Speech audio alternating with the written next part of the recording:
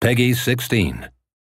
Ladies and gentlemen, boys and girls, hunters of all ages and monsters of all stages, I'm DB Sinclair here with J Party, and as you may not know, Evolve can be played completely offline by yourself, and that's what we're going to show you today. The following two matches are being played by a single person, the one and only legend, myth, and master Scott James. Offline here, playing at the 2K offices, and we're going to show you what this experience looks like from both the monsters and the hunter's perspective. We are jumping into Defend. Defend is a mode that is part of the larger Evacuation Campaign. The entire Evacuation Campaign can be played entirely offline. That's what you're seeing today. Scott James is playing Defend as the monster completely by himself against the AI, playing offline, and he's chosen to play the newest monster, Wraith. As DB just mentioned, we are offline, but what's important about this is that you're able to keep any of the achievements you earn while playing offline and bring those to the online competition. This means monster unlocks and ability unlocks will carry over in all the different modes of Evolve. Yeah, the awesome part about this is if you're playing and getting ready for that competitive play against real people, you might want to come in here and mix it up against the monsters or the AI hunters, as you see Scott doing here. Or maybe you just want to come in and practice the newest monster that you've unlocked. As J Party mentioned, everything you do in here counts towards your progression in the competitive game. Yeah, and what's cool about this mode is it allows you to experiment without consequences. Playing against those AI bots is just good training to get those ability combos down.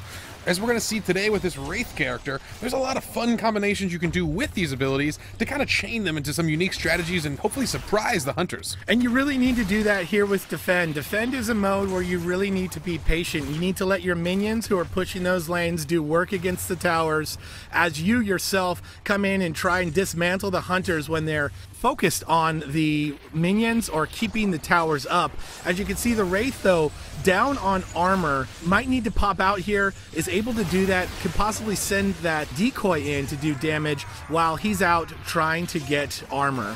Yeah, perhaps the biggest unique mechanic of Defend is that the hunters are going to constantly respawn. There's no way to win this mode just from knocking out the hunters. You will need to destroy the objectives. So that makes prolonged combat not optimal for the monster, as he's going to want to get out once that armor's gone and do the damage he can when he has AI backup, and those are those other little tiny Goliaths running around trying to tear down the generator. That said, if you could take the hunters out, they do have to wait for their dropship. You can use that time to take down the tower in your way or any of the turrets. You've seen the monster focusing two of the hunters, got him backed in the corner, and is able to potentially get one of them down there. I don't see the hunter as dead yet, so nicely done with the cloak there from support. Yeah, and that Supernova move just dishing out the damage. One of the Wraith's strongest abilities in her kit is that Supernova, and she's going to really rely on that to take down these hunters, as she's able to isolate Daisy here and remove that extra factor from the team and get rid of those random revives. Also, when you take down the hunters or Daisy, of course, and you kill them to their death, you will be able to munch on their corpses, and that will give you some armor to go back into the fight. In Defend, you want to be really patient. You want to pick your battles. You want to go in when you have armor, as there is a lot of firepower coming back at you. Yeah, worth noting, although the hunters are going to constantly respawn, the monster, however, has a very limited health pool. Because you start at level 3, there is no way to gain health in this mode, and that makes that armor management just so important. You need to bail when your armor's down and get in there when it's up. Specifically, look for the support of those AI monsters. As you can see just on the edge of the Wraith screen there, looks like they're moving towards the second objective here as that first generator is down. Yeah, generator 2 already being worked on by the minions. The Wraith using that decoy, sending it towards the generator as well, while the Wraith itself is going to pop that Supernova and be able to take down one of the turrets. As you can see, what Scott is doing is he's using that armor to go in and take down the turrets, then backing out, letting the minions do their job, and hopefully getting some more armor so he can go back in. Yeah, I like this decision here, taking down those turrets early. It's going to give the space the AI needs to hopefully get the small Goliaths in there to tear down the objective. Your goal really as the Wraith is just to distract the hunters, keep them on their back foot, and don't allow them to focus the fire on those small little Goliaths. You're seeing the minion timer up in the left-hand corner, as well as the countdown timer for the mode. That is basically when the evacuation ship will leave. Right now, you're seeing hunters will win in 5 minutes and 46 seconds if the monster is not able to destroy the final objective.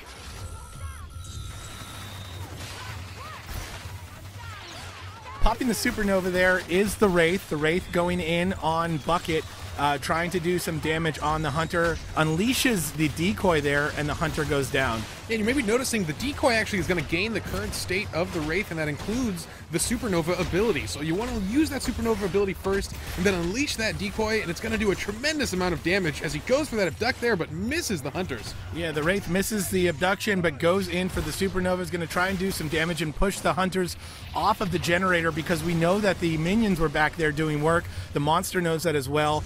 Pushing the Hunters back off of the generator allowed that final minion to destroy generator number 2, and now they're going to be working on the final objective here, J-Party. If the monster destroys this final objective, the monster will win, and unfortunately a lot of colonists will perish. That's going to weigh heavily on this Hunter squad. Absolutely, DB. And as noted too, when each generator falls, it's going to increase the round win timer for the monster. This is going to give the monster a lot of room to farm this area. He's got over 8 minutes now to destroy this last objective. And for those of you at home, if you're worried about the Hunter squad feeling bad about the loss of lives that they might incur if the Wraith wins, remember, these are AI Hunters. That's right. They don't have feelings, but they're really good at playing the game. The Wraith there, trying to get out, nicely done to go in, use that decoy to do damage on the turrets, potentially taking the turrets down, and then back out when she sees that she's low on health.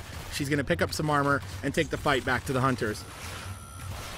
Yeah, doing a good job here. Got rid of one of the Hunters here, but trying to focus down the Trapper can be dangerous. If the rest of the squad realizes what's happening, they're going to be able to really focus fire the Wraith and get some real good damage in with no armor.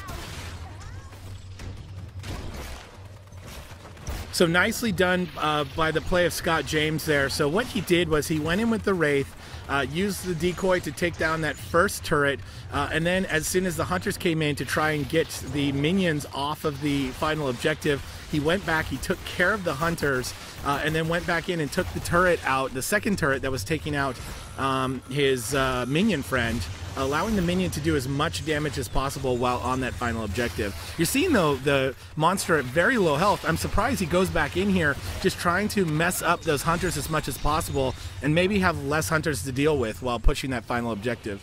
And that's such a good thing to practice here in the offline mode too. Test your limits, see how far you can really push it. You'd be surprised how much a monster can get done with very little health here. The Hunters are just so about the momentum, relying on keeping them on their back foot is such a strength here. The Wraith knows that one of the Hunters is down, and although the respawn timer is short in this mode, it is still existent, and that's going to give him the space he needs to hopefully destabilize the rest of the team and get an easy win with those AI monsters just tearing down the final objective. Just under 7 minutes is plenty of time to come back here, feed, gain that armor up as you see the monster doing.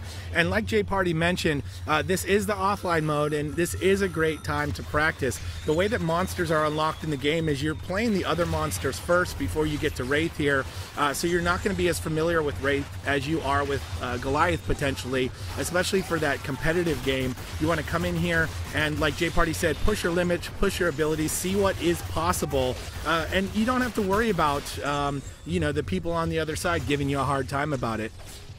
Yeah, absolutely. And some of the cool strategies you see the Wraith using that decoy to send out, get the Hunters distracted, and then go for the sneak bounce on some unsuspecting prey there. And look at that attack, so perfect. Such a strong combo. Unfortunately, the AI is quick to respond and is going to shoot him right off their ally. He does shoot him off, but he gets that poke there with his little blade into the face of Hyde. Hyde goes down. He's going to eat Hyde. He's going to gain armor right from the Hunter there. That's another reason why in this mode you might want to take down a couple Hunters while you're fighting near the objective. You won't have to go so far back into the forest or jungle area to get your farm on and get your armor up. Yeah, with health this low, every bite matters. He needs as much armor as he can possibly sustain, and the wildlife population has been quite diminished so far as he's been feeding vigorously around this final objective. So they're out of assault, so no damage here, or at least diminished damage, and out the medic, so the heals aren't going to come as fast as they want. Actually, it looks like assault is finally back in. As you mentioned before, J-Party, there is a shorter dropship time than in the normal modes like hunt or nest or rescue. Yeah, and this objective getting real close, but the Wraith just as close. One mistake here, he could take a large hit to the face and end this round, but the AI still doing work on that final objective, and this could be a win for the Wraith. or the hunters here. Any way to go. Yeah, hard to tell. Nice abduction there, though, on Maggie the Trapper. Looks like he might be able to get Maggie down so low on health, though. I'm terrified for the Wraith right now. She needs to get out of there. Scott James is a smart monster player, though. He knows when he's reached his limits. Not so much when he plays the Hunter, though, Jay Parties. We've seen him been picked off. But as the monster player, nicely done. Uses that decoy to not be focused. Such a low sliver of health. Let's see what he can do here. As the minions working on the objective, doing a lot of work for him. Nicely done to keep the minions going by taking out the hunters and Daisy. And with health this low, it needs to be really aware of how many dashes he has. You see in the center of your screen, the indicator right over the crosshairs is those small little orange bars. That is his dash counter. He's only got 3 of those. It's a very limited ability, and then it must recharge after that. He's going to rely so heavily on this as he ducks around this combat and tries to get the final hits on the power relay. He does on one of the hunters. One of the hunters goes down. I think that was Bucket. 2 of the minions are still up. One of the minions is very low on health, but he already took out the turrets, so no turrets doing damage there. The minions continue to do work on the final objective as he's just keeping the hunters busy at this point. Yeah, trying to focus the medic there and also relying on taking out the support class. Wants to get rid of the utility on the team, and that's going to allow him to clean up the rest of the hunters with no real trouble, as this power relay is still clinging to life. Yeah, doing a great job there. Finally he does that supernova, goes in on the medic, gets the medic down.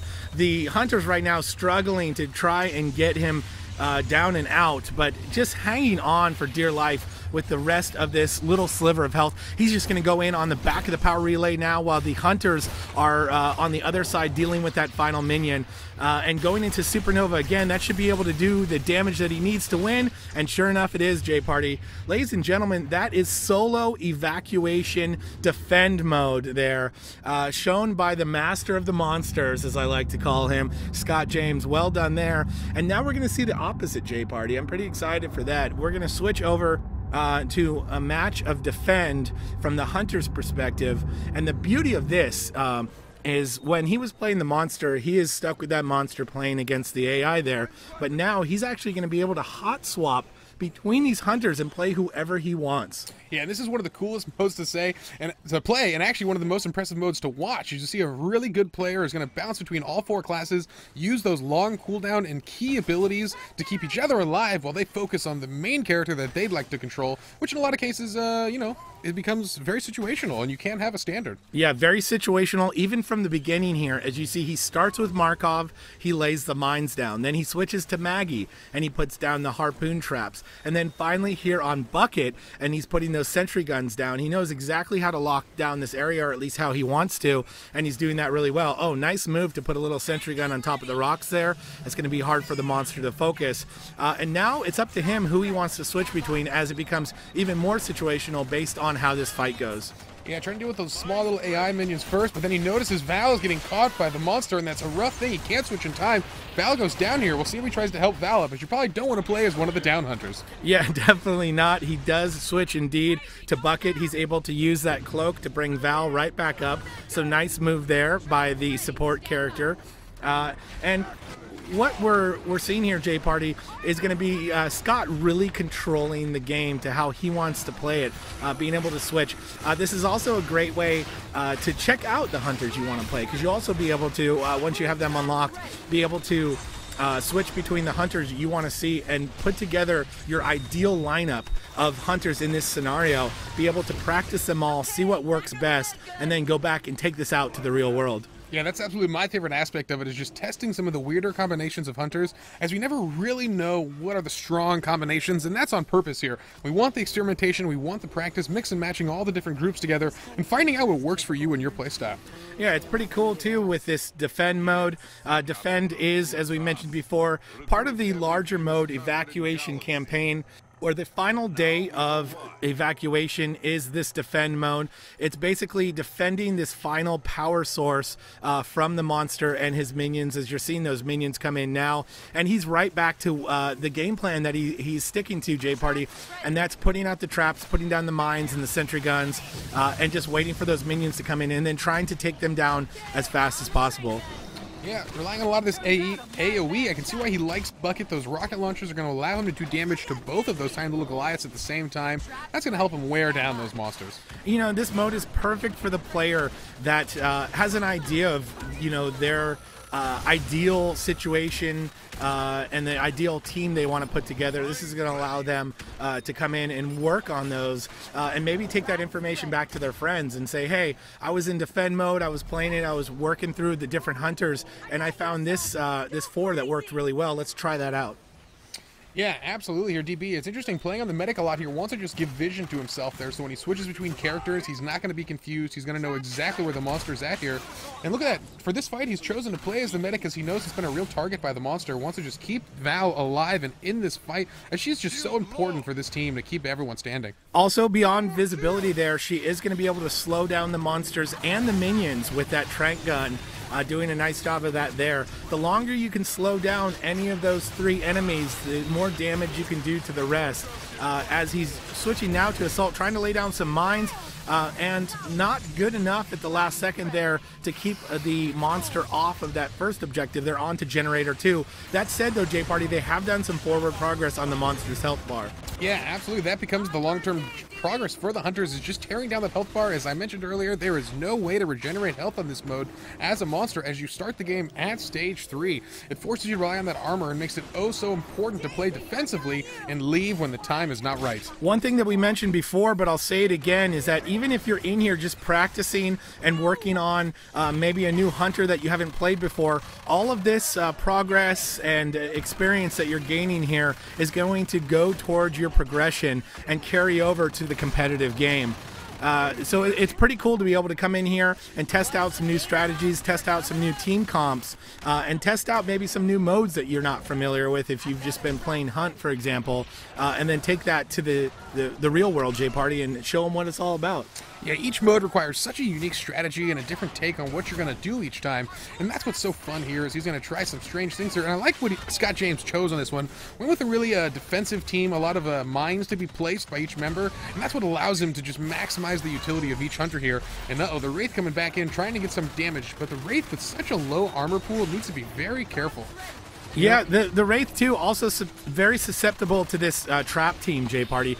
The traps laying around are good to catch both the Wraith and the decoy there. And this team doing a lot of damage when Markov can get those mines down. Unlike the, nice abduction there on the medic.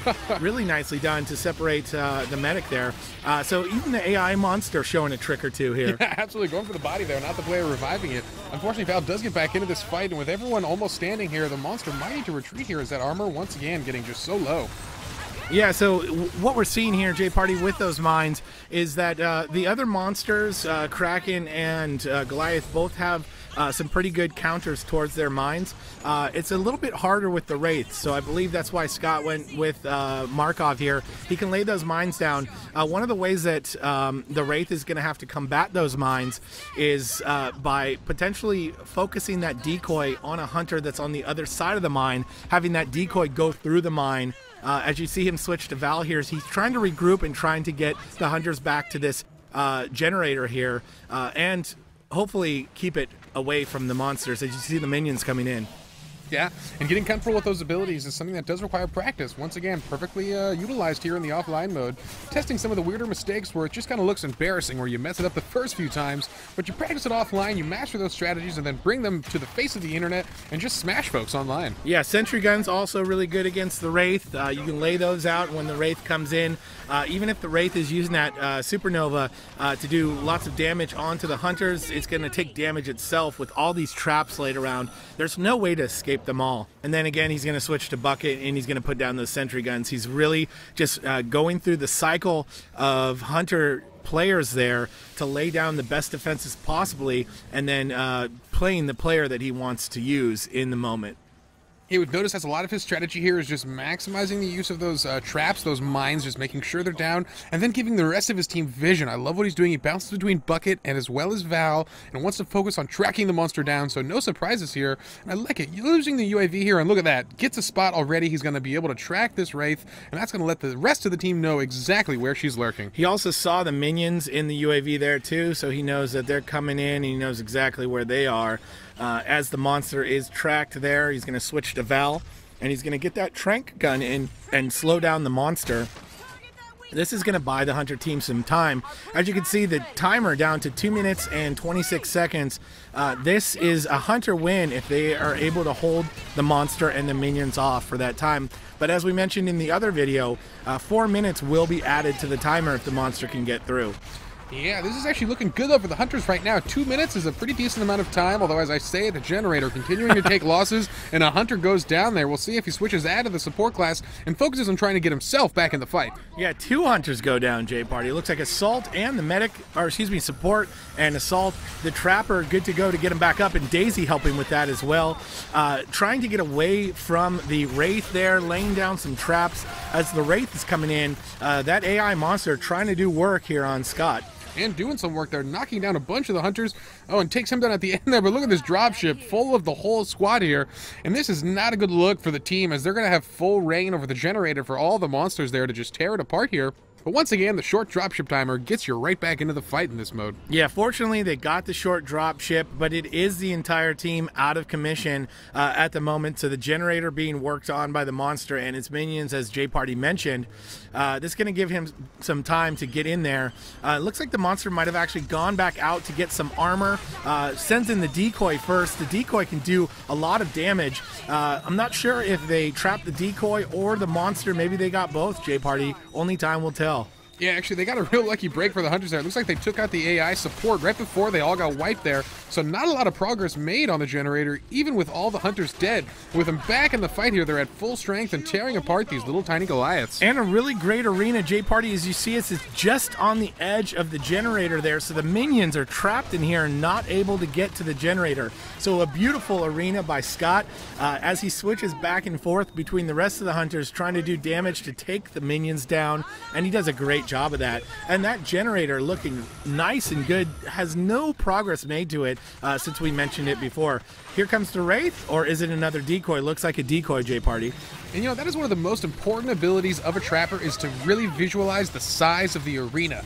Some of the cool setups you can get as a skilled Trapper are just incredible, as they've done right here, blocking out all of the monsters from the generator. They're forcing this fight off, just barely off of it. And that's what's so strong about this, and with only a couple seconds left, the hunters are about to take this victory. Yeah, the hunters are going to win here, and they do, J Party. The countdown timer, the Wraith does not even get to the final objective. The lockdown with that arena, I feel like, was the final blow to the AI hunters there. And ladies and gentlemen, that was Scott James playing as the hunters that time, going against the AI monster. And that is solo defend, part of the entire solo mode. We're out of time, so we will see you next time when we bring you Between Two Beards.